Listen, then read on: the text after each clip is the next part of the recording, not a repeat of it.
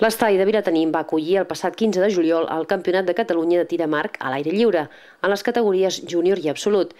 i el 7è campionat per a archery, a càrrec del Club Tir d'Arc Figueres, que va aprofitar per celebrar el primer trofeu Ciutat de Figueres. L'espectacularitat i l'excel·lent organització de la prova va fer un any més que el tir amb arc sigui una de les pràctiques esportives més professionals de la ciutat.